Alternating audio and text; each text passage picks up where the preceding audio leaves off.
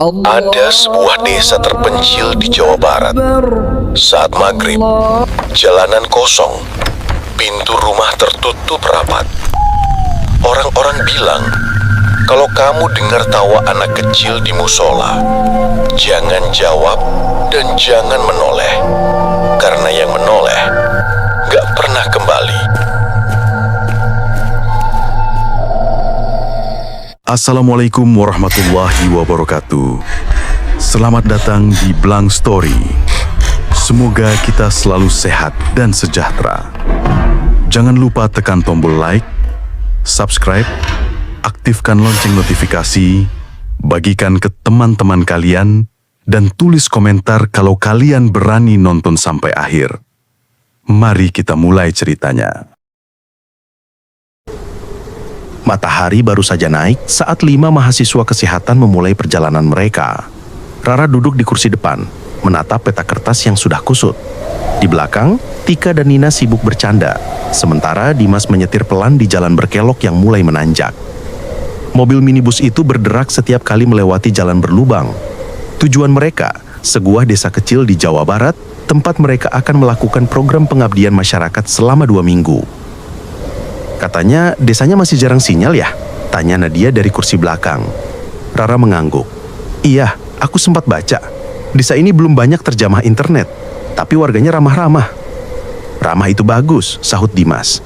Asal bukan yang terlalu ramah sampai nyambut malam-malam juga. Semua tertawa. Tapi di luar, jalan mulai sepi. Hutan bambu di kanan kiri menutup langit, dan suara jangkrik terdengar meski matahari masih tinggi. Udara di dalam mobil berubah dingin. Beberapa jam kemudian, mereka tiba di gerbang desa. Gapura tua dengan cat pudar bertuliskan, "Selamat datang di Desa Waringin." Tak ada yang menyambut. Hanya 2 anak kecil berdiri jauh di ujung jalan, menatap diam. Lucu ya, dari tadi nggak ada kendaraan lain, gumam Tika. Mereka melanjutkan perjalanan sampai ke balai desa. Kepala desa, seorang pria tua bernama Pak Karta, menyambut mereka dengan senyum lemah. "Selamat datang, Nak. Rumah yang kalian tempati ada di sebelah musola. Sudah lama kosong, tapi masih layak pakai."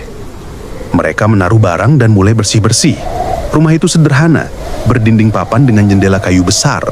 Ada ruang tamu, 3 kamar dan dapur kecil di belakang. Dari jendela terlihat musola kecil dan kebun pisang di belakangnya. Suasananya tenang, bahkan terlalu tenang. Sore menjelang, warga mulai berdatangan membawa makanan. Ada yang membawa singkong rebus, ada juga pisang goreng. Suasana berubah hangat, tawa terdengar, semua merasa lega. Hingga seorang bapak tua datang ke warung depan rumah tempat mereka duduk. Ia menatap mereka satu persatu. Matanya keriput tapi tajam. "Baru datang ya, Nak?" "Iya, Pak," jawab Dimas sopan. Bapak itu menunduk sedikit, suaranya rendah. "Kalau sudah maghrib, jangan keluar, dan jangan menoleh ke belakang apapun yang kamu dengar." Hening sejenak. Rara menatapnya bingung. "Kenapa, Pak?" Bapak tua itu hanya menghela napas. "Sudah, patuhi saja. Di sini, maghrib itu bukan cuma waktu sholat." Ia lalu pergi pelan, meninggalkan mereka dengan tatapan heran. Nina tertawa kecil. "Dramatis banget ya. Mungkin biar kita nggak ganggu warga malam-malam." Rara tersenyum kaku, tapi di dadanya ada sesuatu yang aneh. Pesan itu terlalu spesifik untuk dianggap lelucon. Malam tiba cepat. Langit hitam legam tanpa bintang.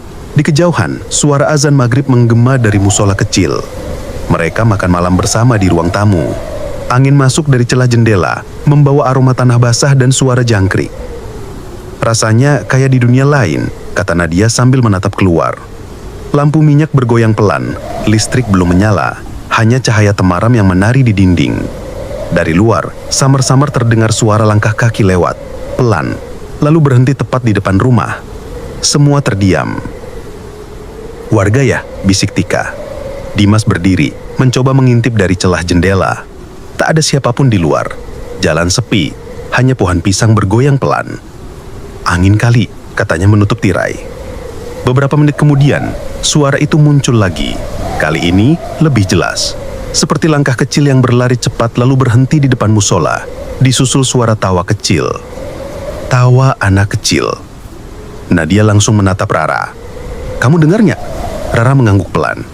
"Iya, tapi dari mana suaranya?" Mereka menunggu beberapa saat, tapi suara itu menghilang begitu saja. Dimas berusaha santai.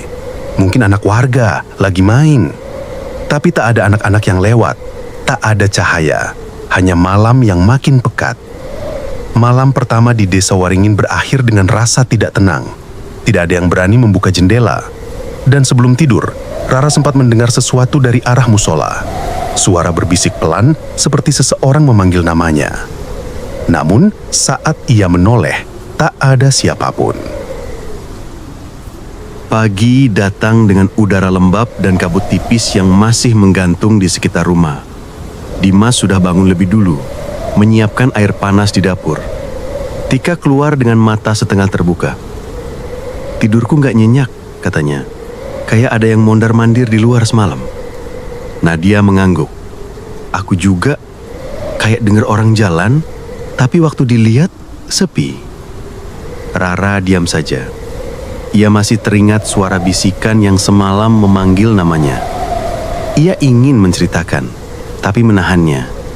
Ia tidak mau membuat suasana tegang sejak pagi. Setelah sarapan sederhana, mereka berjalan ke balai desa.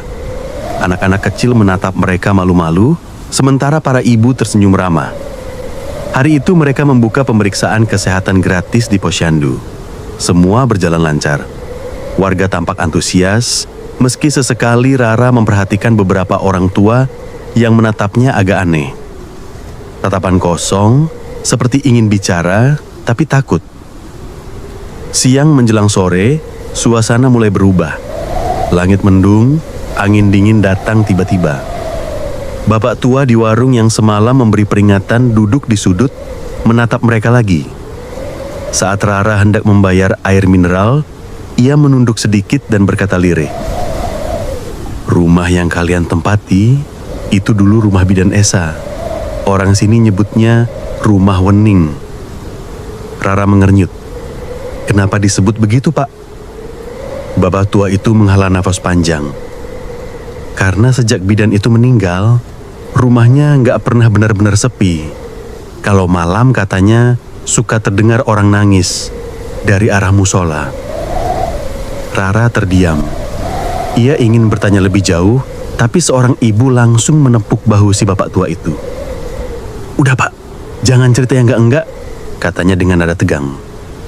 Rara hanya senyum sopan, tapi hatinya mulai tak tenang. Menjelang maghrib, mereka kembali ke rumah. Suara azan menggema. Tika duduk di depan jendela, menatap langit yang berubah keunguan. "Aku mau sholat di musola aja, biar sekalian ketemu warga," katanya sambil mengambil mukena. "Jangan sendirian," kata Rara cepat.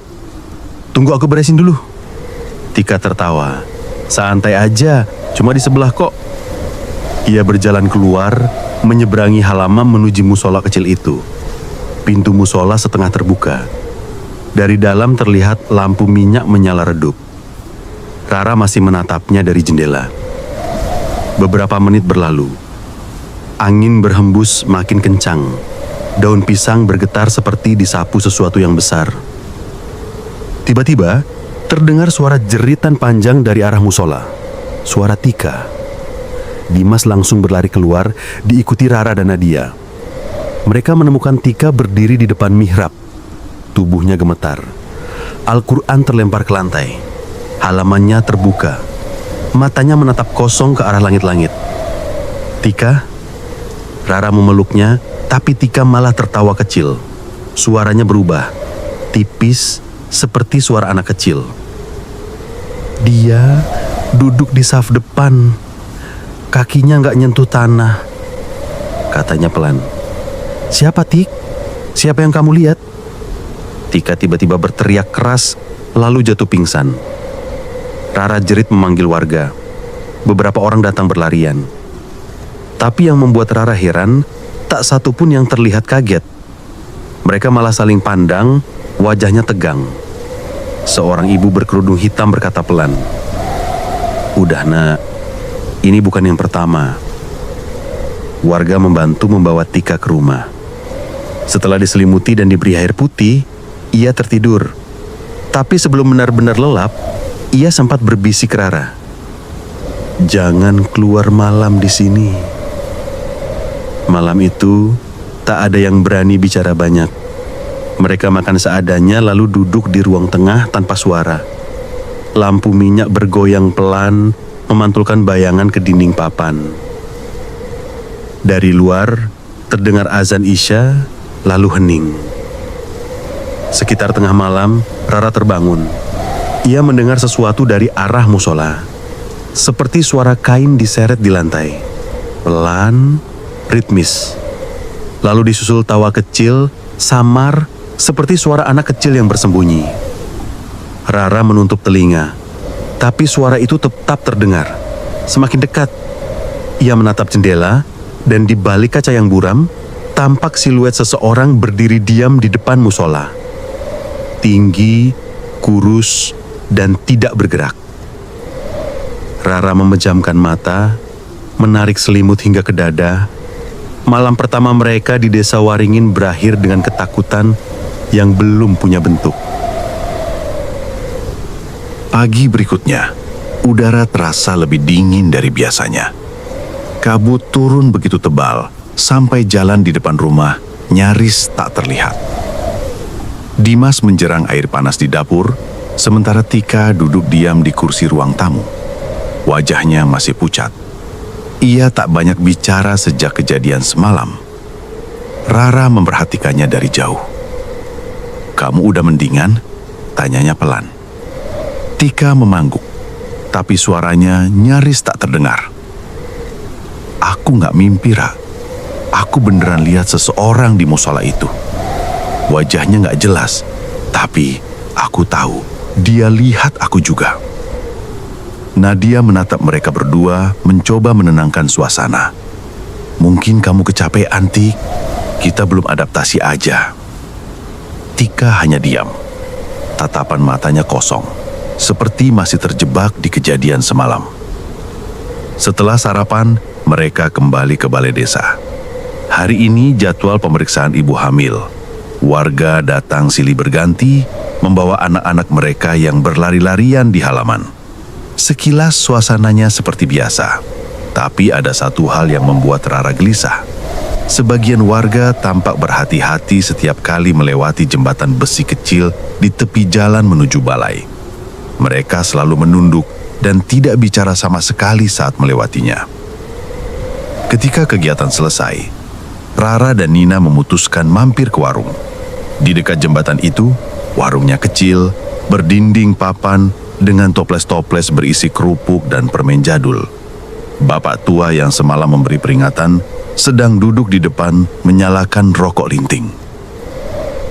"Panas juga ya siang ini," kata Nina mencoba ramah. Bapak itu menatap mereka sebentar. "Kalian udah mulai lihat hal aneh?" Rara tertegun. "Maksudnya, Pak?"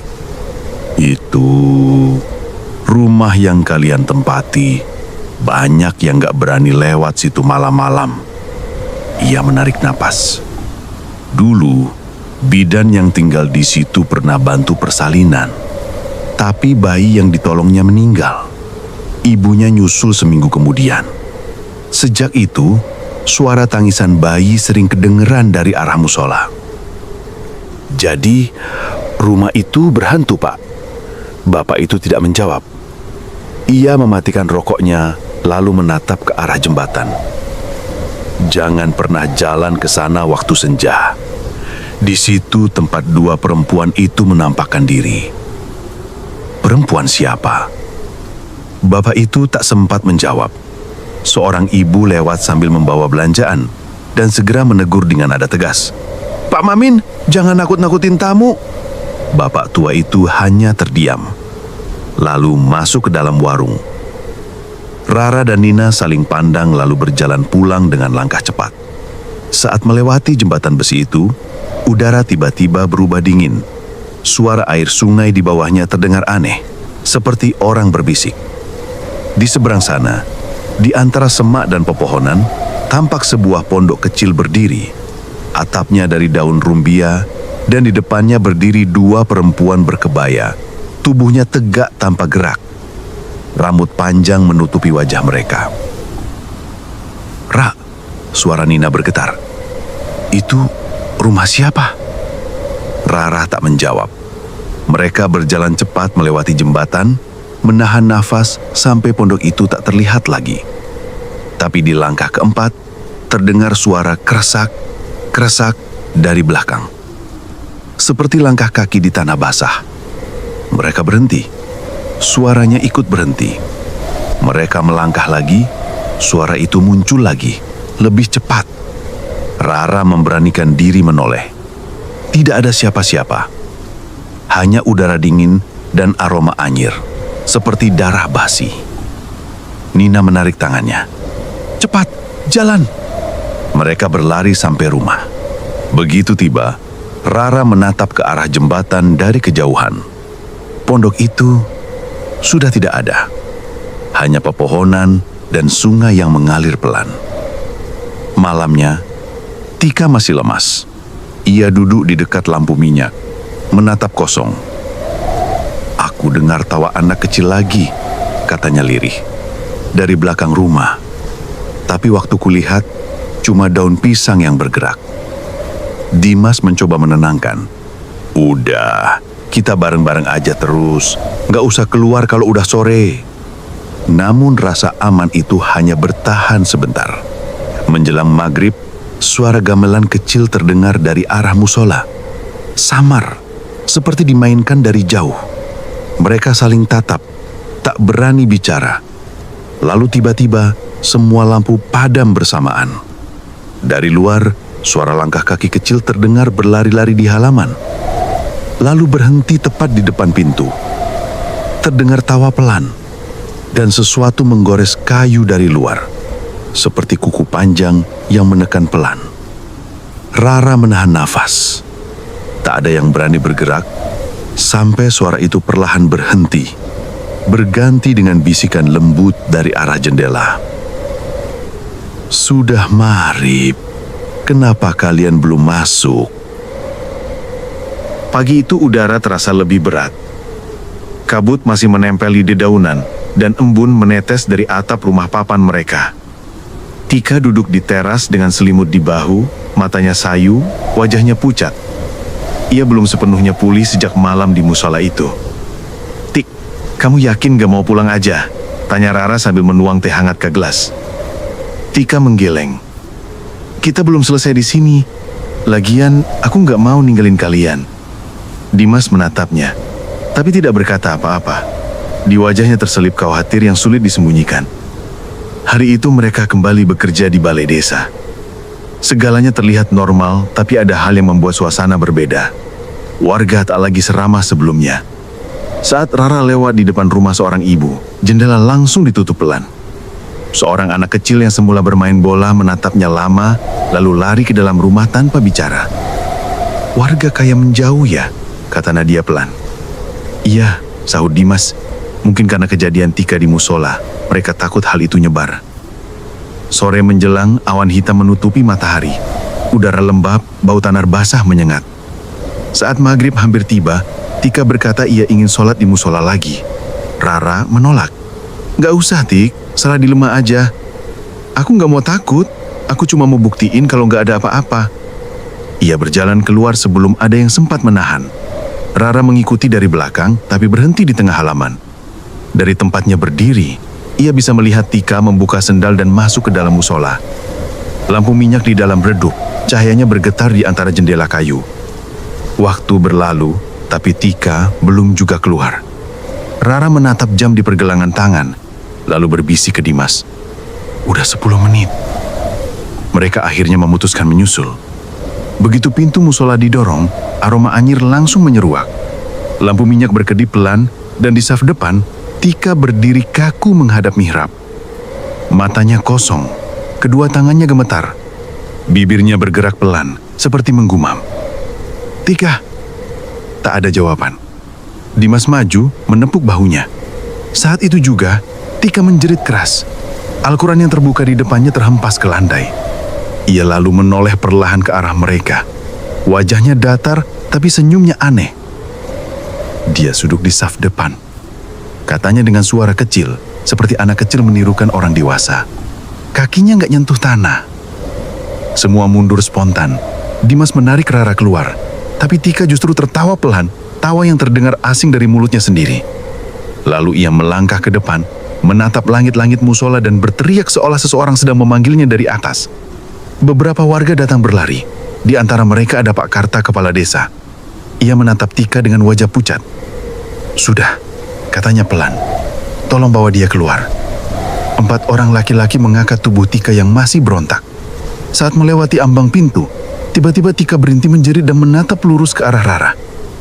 Dia nggak suka kalian di sini. Dia nggak suka rumah itu dinyalakan lampunya waktu maghrib. Setelah itu, tubuhnya lemas. Malamnya, Tika tidur tanpa sadar di kamar. Rara duduk di sampingnya, menggenggam tangan sahabatnya itu yang dingin seperti es. Dimas dan Nadia berbicara pelan di ruang tamu. Ada yang aneh sama warga. Kayak mereka tahu sesuatu tapi pura-pura nggak tahu. Nadia mengangguk. "Tadi aku dengar ibu-ibu di belakang rumah bisik-bisik soal penunggu bidan. Aku nggak ngerti maksudnya." Rara menatap keluar jendela. Lampu minyak di teras bergoyang pelan tertiup angin. Di kejauhan, musola kampak gelap total. Tak ada cahaya, tak ada suara, tapi entah mengapa, bayangan sesuatu tampak bergerak di dalamnya. Ia memejamkan mata, berharap itu cuma ilusi. Tapi saat ia buka kembali, bayangan itu masih di sana. Diam, tapi jelas, sedang menatap ke arah rumah mereka. Rara segera menutup tirai. Tapi sebelum tidur, ia mendengar suara lembut dari luar jendela. Samar, tapi jelas. "Besok, giliranmu." Keesokan paginya, matahari muncul dari balik kabut tipis. Tapi suasananya tetap suram. Desa Waringin seperti kehilangan warna. Tak ada anak-anak bermain, tak ada suara ayam atau orang menumbuk padi. Semua terasa diam, seperti menahan napas. Tika masih beristirahat di kamar. Wajahnya mulai membaik, tapi pandangannya kosong. Rara menatapnya dengan cemas. "Kalau kamu gak enak badan, aku bilang ke Pak Karta ya, biar kamu diperiksa." Tika hanya menggeleng. "Aku udah gak apa-apa. Cuma jangan nyalain lampu waktu maghrib nanti." Kalimat itu membuat Rara tercekak. "Kamu ingat waktu kamu ngomong begitu di musola?" Tika menatapnya tanpa ekspresi. "Aku cuma ngulangin kata-kata dia." Hari itu Rara dan Nina ditugaskan pergi ke warung untuk beli bahan makanan. Dimas dan Nadia tinggal di rumah menjaga Tika. Jalan menuju warung sepi, hanya ada suara daun bambu yang bergesekan. Saat mereka sampai di jembatan besi, Rara merasakan hawa dingin aneh. Angin berhenti, suara alam lenyap. Jembatan itu kecil, catnya terkelupas, dan di bawahnya mengalir sungai dengan air coklat kehijauan. Di sisi kiri jembatan, di antara pepohonan pisang, tampak sebuah pondok kecil berdiri. Padahal kemarin, Rara yakin tak ada apapun di sana. Pondok itu sederhana, berdinding bambu, tapi tampak tua dan miring. Di depannya berdiri 2 perempuan berkebaya coklat muda. Rambut mereka panjang menutupi wajah. Mereka diam, tidak bergerak sedikit pun. Nina menarik tangan Rara. "Rara, kita balik aja." Rara terpaku. "Kamu lihat juga kan?" "Iya, dan aku gak mau tahu lebih lama." Mereka melangkah cepat melewati jembatan. Suara besi berderit setiap kali kaki mereka berpijak. Di tengah-tengah, Rara menoleh sebentar. Pondok itu masih ada, tapi salah satu perempuan berkebaya kini menunduk, seolah memperhatikan mereka lewatkan. Begitu sampai di seberang, mereka mempercepat langkah. Namun suara langkah lain terdengar di belakang, pelan tapi teratur seperti seseorang mengikuti dari jauh. Suara itu berhenti saat mereka berhenti, lalu kembali terdengar saat mereka berjalan. Mereka menoleh bersamaan. Tak ada siapapun, hanya udara dingin dan kabut yang makin tebal. Tapi di hidung mereka tercium bau anyir, samar tapi kuat. Begitu sampai di rumah, Rara langsung menutup pintu rapat-rapat. Napasnya masih belum teratur. Pondok itu gak ada kemarin, aku yakin. Nina duduk di kursi, wajahnya pucat. Kalau itu cuma bangunan lama, kenapa sekarang ada 2 orang di sana? Dan kenapa hilang pas kita balik? Menjelang sore mereka menceritakan kejadian itu ke Dimas dan Nadia. Dimas hanya menghela napas. "Kita harus bicara sama kepala desa. Aku gak mau cuma nebak-nebak." Mereka pergi ke rumah Pak Karta. Rumah itu berada di ujung desa, dikelilingi pohon jati. Pria tua itu menyambut dengan wajah serius. Setelah mendengar cerita mereka, ia terdiam cukup lama sebelum akhirnya berbicara. Pondok itu tidak seharusnya terlihat, katanya pelan. Kalau kalian melihatnya, berarti dia sudah melihat kalian juga. Dia siapa, Pak? Tanya Rara dengan suara bergetar. Pak Karta menatap mereka dengan mata letih. Dua perempuan yang kalian lihat itu, dulu mereka bunuh diri di jembatan itu. Mereka kakak beradik. Yang satu ditolak menikah, yang satu dipaksa menikah. Keduanya melompat di malam yang sama. Sejak itu, kadang mereka menampakkan diri. Biasanya saat ada orang luar datang. Nina memegang lengan Rara, mencoba menahan gemetar. Kenapa mereka muncul sekarang? Pak Karta menggeleng. Aku nggak tahu, tapi mungkin karena rumah yang kalian tempati. Di sana dulu sering jadi tempat mereka datang, tempat bidan itu dulu tinggal. Rara menunduk. Bidan yang meninggal itu? Iya, dia yang dulu menolong mereka, tapi gagal. Sejak itu, rumah dan musola di sampingnya tidak pernah benar-benar sepi. Langit di luar mulai gelap. Mereka berpamitan dan berjalan pulang dengan perasaan berat. Sepanjang jalan tak satu pun bicara. Saat melewati jembatan besi, pondok itu sudah tidak ada. Tapi dari arah sungai, terdengar suara gemericik pelan. Seperti seseorang sedang mencuci tangan atau membilas sesuatu yang lebih kental dari air. Rara menatap ke bawah. Di antara arus sungai yang keruh, ia melihat bayangan putih melintas cepat, lalu hilang. Malam itu angin bertiup kencang. Lampu minyak di ruang tamu bergetar hebat, membuat bayangan di dinding seperti menari. Rara menatap jam. Hampir pukul 8 malam. Semua duduk berdekatan di ruang tengah. Tidak ada yang berani keluar kamar sejak matahari terbenam. Dimas menyalakan rokok, mencoba menenangkan diri. Kepala desa itu tahu banyak, tapi kayaknya ada hal yang sengaja dia sembunyikan. Nadia mengangguk. Iya, dan warga juga kayak pura-pura nggak dengar kalau kita tanya. Suara hujan tiba-tiba terdengar di atap, pelan lalu makin deras. Tika keluar dari kamar, wajahnya sayu tapi matanya terlihat normal. Kalian dengar nggak? Katanya pelan. Rara menatapnya bingung. Dengar apa? Tangisan anak kecil dari arah musola. Mereka semua saling pandang. Tidak ada yang menjawab, tapi kini telinga mereka sama-sama menangkapnya. Suara tangis tipis di antara rintik hujan dan deru angin. Dimas berdiri mengambil senter. Aku cek keluar. Jangan, seru Tika. Kalau kamu keluar dia bakal ikut pulang. Suara tangis itu berhenti seketika.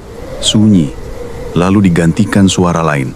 Tawa kecil, pelan tapi jelas, seolah datang dari banyak arah. Dari belakang rumah, dari ventilasi dapur, dari bawah lantai kayu. Nadia menutup telinga, menangis ketakutan. Udah, berhenti, tolong berhenti. Rara menggenggam tangannya erat, tapi matanya tak lepas dari jendela. Dari sana ia melihat sesuatu bergerak cepat di luar, seperti bayangan kecil berlari menuju musola.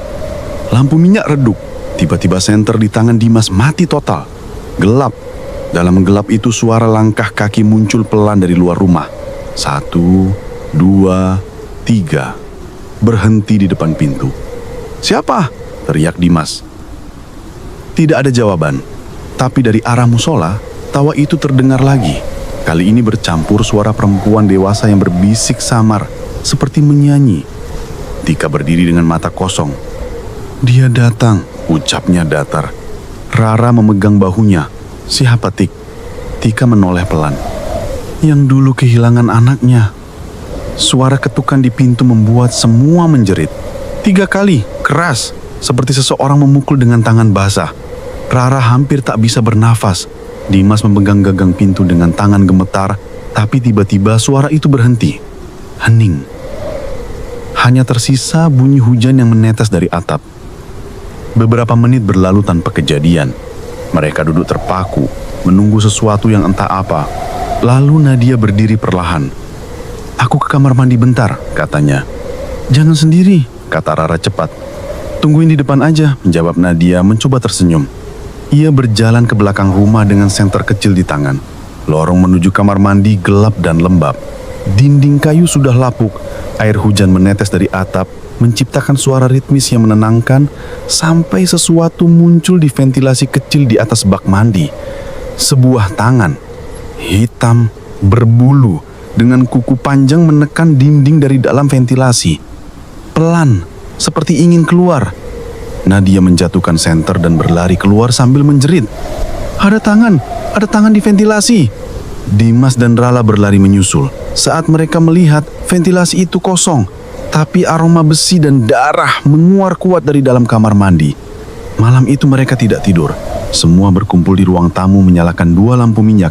Dimas duduk di depan pintu, menggenggam kayu panjang seperti senjata. Di luar hujan berhenti, tapi angin terus berembus. Sekitar tengah malam, tawa itu muncul lagi. Pelan dari arah musola, lalu menjauh seperti sesuatu yang berlari di antara kebun pisang. Kali ini diikuti suara gamelan kecil seperti dari mainan anak-anak. Rara memejamkan mata, berusaha berdoa. Tapi tiba-tiba, Tika berdiri, berjalan ke jendela tanpa bicara. Tik, jangan, kata Rara. Tika menatap keluar, wajahnya datar. Mereka nunggu di sana. Dalam cahaya redup, Rara melihat sesuatu di luar. 3 sosok kecil berdiri di halaman musola. Bukan anak-anak, tapi tubuhnya seperti boneka, kepala miring tanpa ekspresi. Rara menutup tirai cepat-cepat. Ia memeluk Tika dari belakang. Udah, jangan lihat. Tika hanya senyum tipis. Mereka sudah tahu nama kita semua. Angin bertiup kencang, pintu depan bergetar hebat, lalu terbuka sedikit dengan bunyi bercecit panjang. Dan dari luar, tawa itu terdengar lagi, lebih dekat daripada sebelumnya. Pagi itu, Desa Waringin kembali tenang, tapi ketenangan yang terasa salah.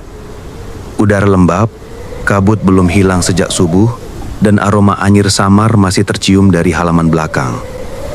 Rara duduk di tangga teras sambil memegang cangkir teh yang sudah dingin. Matanya menatap musola di seberang rumah, seolah menunggu sesuatu muncul dari dalam. Tika belum keluar kamar. Ia tidur sejak dini hari, setelah semalaman bicara sendiri dalam gumaman yang tak dimengerti. Nadia masih terjaga di ruang tamu, wajahnya pucat. Dimas duduk di pojok ruangan, menulis sesuatu di buku catatannya, sebuah kebiasaan saat dia takut. Aku mau ketemu Pak Karta, kata Rara akhirnya. Aku butuh tahu semuanya. Kalau warga di sini diem aja, kita nggak bisa tinggal lama. Dimas mengangguk. Aku ikut. Mereka berdua berjalan ke rumah kepala desa. Jalanan sepi, hanya terdengar suara angin dari pepohonan bambu. Beberapa warga yang mereka lewati langsung menunduk dan menutup pintu. Tak ada senyum, tak ada sapaan. Rumah Pak Karta terletak di ujung jalan, di dekat hutan kecil. Saat mereka sampai, pintu rumah terbuka sedikit. Rara menggetuk. Pak, ini Rara sama Dimas. Tak ada jawaban. Mereka masuk perlahan. Di dalam, aroma dupa memenuhi ruangan. Di meja ada beberapa bunga melati kering dan wadah berisi air yang tampak keruh. Pak Karta duduk di kursi, menatap jendela. Dia tampak lelah, wajahnya lebih pucat dari sebelumnya. Kalian gak seharusnya kesini pagi-pagi, katanya tanpa menoleh. Kami cuma mau tahu, Pak. Apa sebenarnya yang terjadi di desa ini? Kenapa semua orang diam? Karena mereka takut. Takut pada sesuatu yang memang tinggal di sini sebelum desa ini berdiri. Rara menatapnya serius. Penunggu. Ia mengangguk pelan. Kami menyebutnya penjaga. Wujudnya bukan manusia. Besar, berbulu, matanya merah. Tapi dia tidak jahat, selama tak diganggu. Dan yang di musola, tanya Dimas cepat. Pak Karta terdiam lama sebelum menjawab. Itu bukan satu. Ada 2 arwah perempuan yang terikat di jembatan besi. Mereka dulu kakak beradik. Saat masih hidup, keduanya sering datang ke bidan desa untuk meminta tolong. Tapi malam itu, bidan itu gagal menolong salah satu dari mereka. Bayi yang dikandung meninggal dan si ibu ikut pergi. Adiknya menyusul seminggu kemudian, bunuh diri di sungai. Rara menunduk, bulu kuduknya meremang. Sejak itu, lanjut Pak Karta, rumah bidan itu tidak pernah kosong. Setiap kali ada perempuan tinggal di sana, selalu muncul suara tangisan bayi menjelang maghrib. Kadang tawa anak kecil, kadang keduanya bersamaan. Dimas menelan ludah. Jadi makhluk itu yang ganggu Tika? Bisa jadi, jawab Pak Karta lirih. Atau mungkin bukan hanya satu yang ikut kalian. Kalian datang ramai, membawa suara, cahaya, dan gelak tawa ke tempat yang seharusnya tenang. Bagi mereka, itu penghinaan. Hening lama, hanya suara angin dari luar. Pak Karta lalu berdiri, membuka laci, dan mengeluarkan sebuah kain putih kecil. Di ujungnya ada tulisan Arab yang sudah pudar. Ini peninggalan bidan Wening. Katanya bisa menenangkan makhluk yang resah. Simpan di dekat pintu rumah kalian. Tapi jangan sekalipun lewat jembatan besi saat matahari terbenam. Rara menerima kain itu dengan tangan gemetar. Kenapa, Pak? Karena di bawah jembatan itu, katanya, ada batu besar yang dianggap sebagai gerbang antara dunia kita dan dunia mereka. Dan setiap kali seseorang menyeberang saat senja, gerbang itu terbuka sedikit. Sore menjelang ketika mereka pulang. Langit merah, udara semakin berat. Dari jauh, Rara bisa melihat Tika berdiri di depan rumah, menatap ke arah jembatan. Rambutnya terurai, mukenanya masih terlipat di tangan. "Tika!" panggil Rara. Tika tidak menoleh. Ia seperti mendengar sesuatu dari kejauhan. Begitu Rara sampai, Tika berkata pelan, "Kamu dengar nggak, Ra? Suara bayi itu nangis lagi." Rara memegang bahunya. "Masuk aja dulu." Tika menggeleng. "Dia manggil aku dari sungai." Suara azan maghrib terdengar bersamaan dengan angin dingin yang datang tiba-tiba. Rara menoleh ke arah jembatan. Dari balik kabut, tampak dua sosok perempuan berdiri di ujungnya, berkebaya lusuh, wajahnya tertutup rambut. Dan kali ini, keduanya menatap langsung ke arah mereka. Langit gelap tanpa bintang. Angin berhembus kencang dari arah sungai, membawa bau anyir yang makin kuat. Semua jendela di rumah mereka tertutup, tapi suara dari luar tetap terdengar. Suara air bergolak, seperti seseorang sedang berjalan di dalam sungai. Tika duduk di pojok ruangan, tubuhnya gemetar. Matanya kosong, tapi bibirnya bergetar pelan. "Dia marah," katanya lirih. "Kita nyalain lampu pas maghrib, dia nggak suka." Rara menatap Dimas. "Kita harus keluar dari sini besok pagi." Dimas mengangguk. "Iya, tapi malam ini kita bertahan dulu." Lampu minyak di tengah ruangan bergoyang. Cahaya kuningnya menari di dinding, memantulkan bayangan yang tampak bergerak sendiri. Tika tiba-tiba berdiri dan berjalan ke arah pintu. "Tik, jangan keluar," kata Nadia cepat. Tika menoleh pelan. "Dia manggil aku, katanya cuma mau bicara." Rara menarik lengannya tapi Tika meronta. Suaranya berubah parau dan berat, seperti keluar dari tenggorokan yang bukan miliknya. "Bidan itu bohong. Dia janji nolong, tapi malah ngurung kami di sini." Tika terhuyung, lalu jatuh.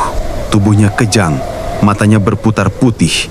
Dari mulut Tika keluar suara tawa, suara anak kecil dan suara perempuan dewasa bergantian, seperti dua orang berbicara bersamaan. "Dia datang dari sungai," gumamnya. "Dia bawa yang lain." Angin tiba-tiba menerpa keras, membuat pintu depan terbuka. Udara dingin menyusup ke dalam rumah, membawa bau lumpur dan darah. Dari arah musola terdengar suara gamelan kecil, lalu suara tawa panjang berulang-ulang. Rara berlari menutup pintu tapi terdorong angin. Di luar, musola tampak bergetar seperti diterpa badai, padahal udara di sekitarnya diam. Cahaya lampu minyak di dalam musola redup, lalu padam. "Dimas," kata Rara dengan suara bergetar. "Kalau Tika kerasukan, harusnya ada yang bisa bantu. Pak Karta udah larang kita keluar malam, tapi kalau kita diam aja, dia bisa kenapa-napa." suara ketukan keras datang dari jendela. 3 kali, seperti seseorang menghantam dari luar. Kain tirai bergetar. Nadia menutup mulutnya, menahan tangis. Ketukan itu berhenti, berganti suara langkah pelan di atap. "Kayaknya ada yang jalan di atas," bisik Dimas. Tika kembali membuka mata, tapi kali ini wajahnya bukan wajah yang mereka kenal. Senyum aneh muncul di bibirnya. "Dia udah masuk," katanya datar. "Kalian gak akan bisa tidur malam ini." Lampu minak padam, gelap total. Hanya suara nafas dan detak jantung yang terdengar. Lalu dari arah musola muncul cahaya redup, seperti lampu kecil yang menyala sendiri. Rara menatap lewat celah jendela. Di dalam musola, sesuatu bergerak di dinding.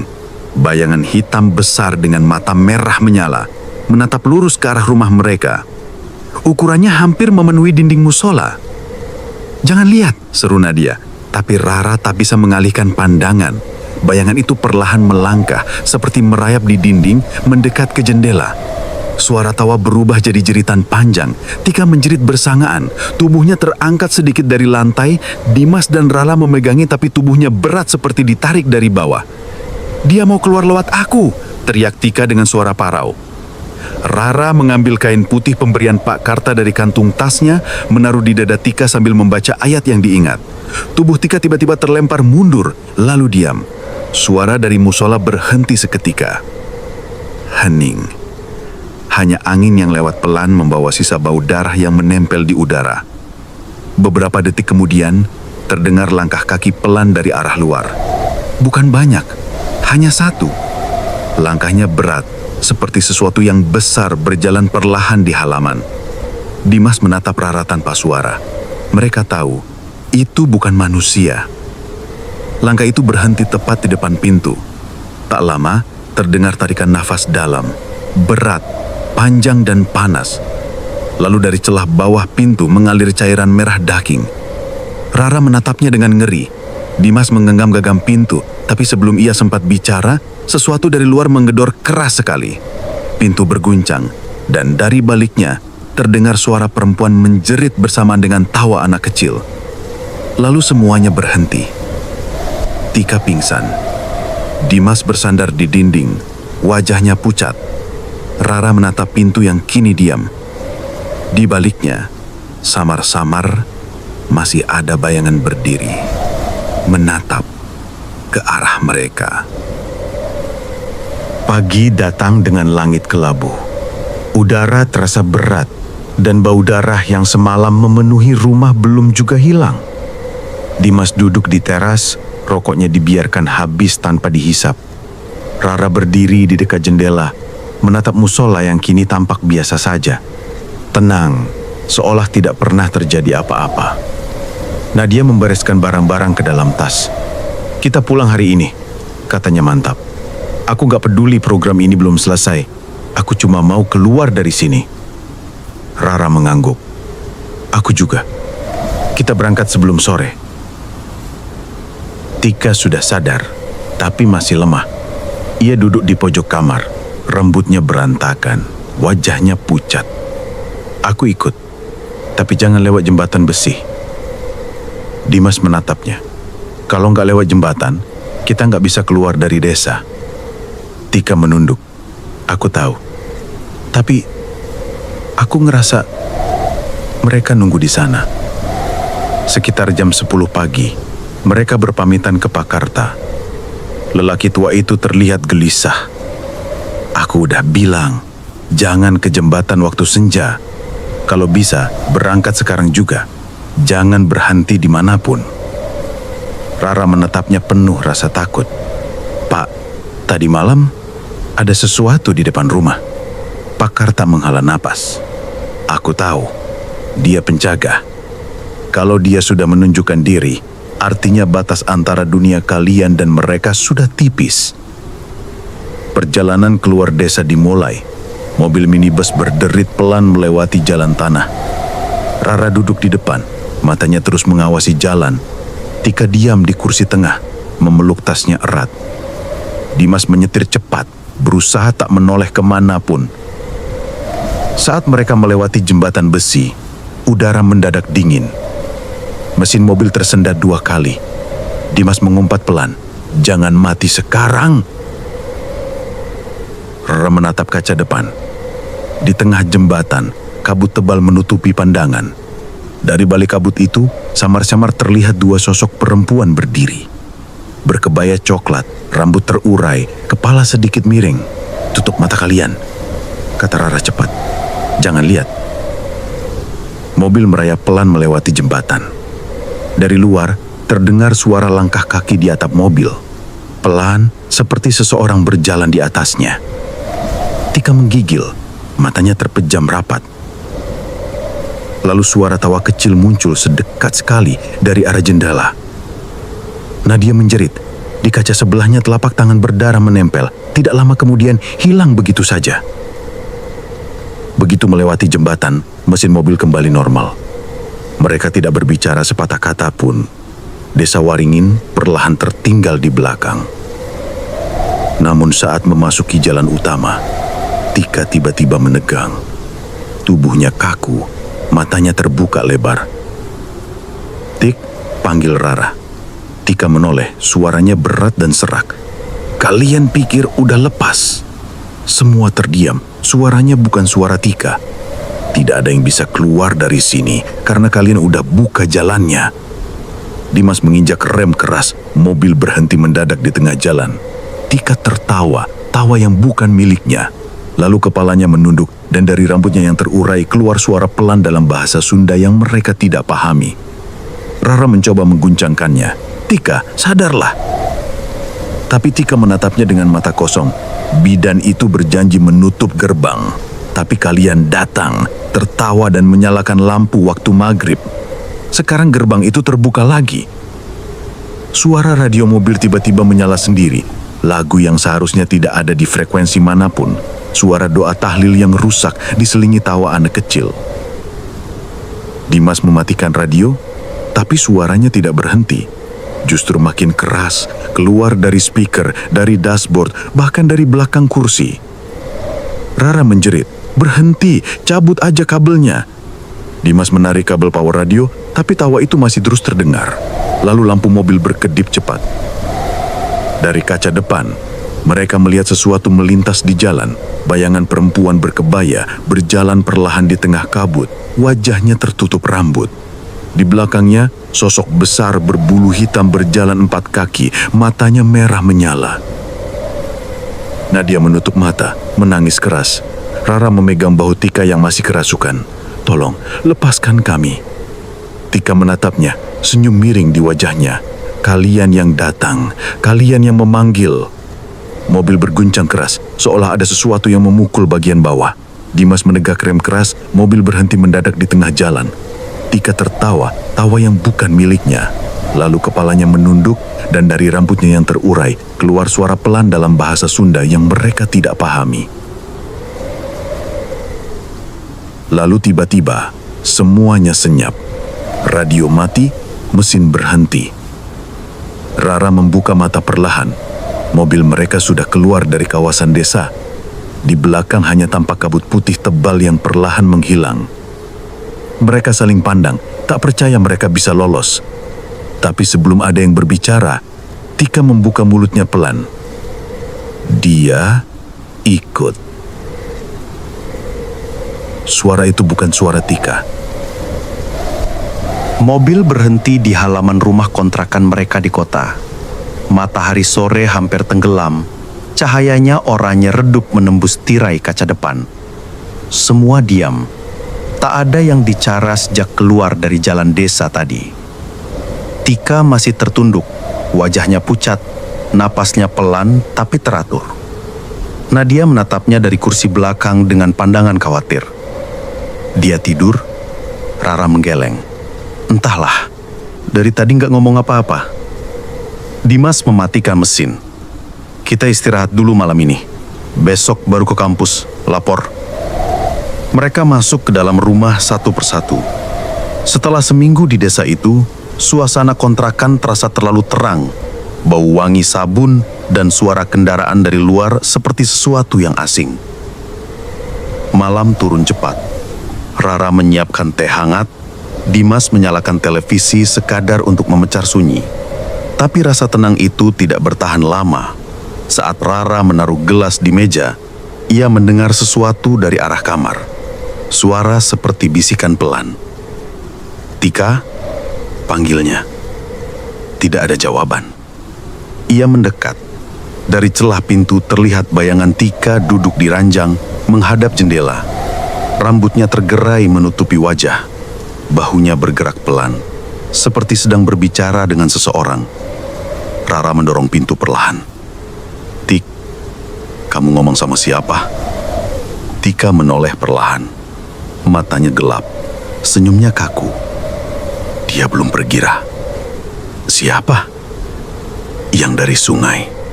Dia di sini." Rala mundur, tapi Tika terus berbicara. Suaranya lirih seperti berbisik pada udara. "Dia nggak suka aku ninggalin dia. Katanya, kita masih punya urusan." Tiba-tiba lampu kamar berkelip. Televisi di ruang tamu mati. Udara berubah dingin. Napas Rara keluar seperti uap. Dari arah kamar mandi, terdengar bunyi langkah kecil. Lalu suara tawa anak kecil, lembut tapi bergema di seluruh rumah. Tika berdiri di depan pintu kamar mandi, menunduk. "Dia di sini," katanya datar. "Dia suka tempat ini." Rara menatap dengan takut. "Tika, jangan buka." Terlambat. Pintu kamar mandi terbuka lebar. Air di lantai berwarna merah datar. Dari cermin di atas wastafel, terlihat bayangan dua perempuan berkebaya berdiri di belakang Tika. Rambut panjang mereka menutupi wajah, kepala sedikit miring ke kanan. Rara menjerit, menarik Tika keluar. Tapi saat tubuhnya disentuh, kulit Tika terasa dingin seperti es.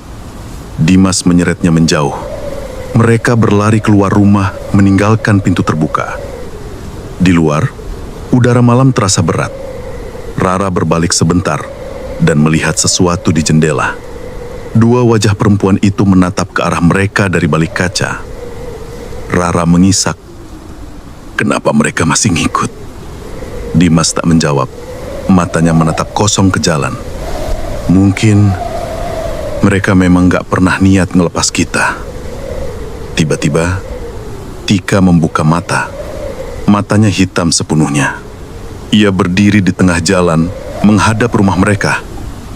"Dia belum selesai," katanya dengan suara serat. "Kalian harus kembali."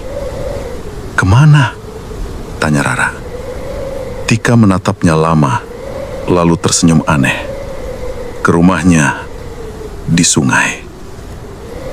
Angin malam berhembus, bau melati kering memenuhi udara.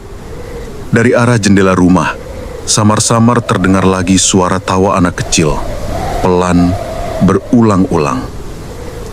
Dimas menarik Rara dan Nadia menjauh, tapi Tika masih berdiri diam, menatap ke arah rumah. Rambutnya tertiup angin, wajahnya datar. Rara menoleh sekali lagi. Di dalam rumah, lampu tiba-tiba menyala sendiri. Di jendela kamar, bayangan Tika terlihat berdiri di dalam, padahal Tika yang asli masih di tengah jawan, di depan mereka. Dimas memeluk Rara erat, tubuhnya gemetar. "Itu, siapa yang di dalam?" Rara menatap lama, tak ada jawaban. Hanya tawan pelan yang mengalun dari dalam rumah, semakin keras, semakin dekat, sampai akhirnya berhenti mendadak, menyisakan keheningan yang pekat. Lalu, dalam keheningan itu, suara Tika berbisik pelan, suara yang bukan miliknya lagi. "Sekarang, giliran kalian yang jaga." Dan malam pun benar-benar sunyi. Sejak malam itu, tidak ada yang tahu pasti apa yang terjadi pada Rara, Dimas, Nadia, dan Tika. Beberapa minggu kemudian, pihak kampus menerima laporan bahwa kelompok pengabdian masyarakat dari jurusan kesehatan tidak pernah kembali mengumpulkan hasil laporannya. Mobil mereka ditemukan di pinggir jalan kota dengan pintu terbuka dan barang-barang masih lengkap. Tidak ada tanda-tanda perlawanan. Hanya satu hal yang aneh. Di kursi belakang tergeletak selembar kain putih dengan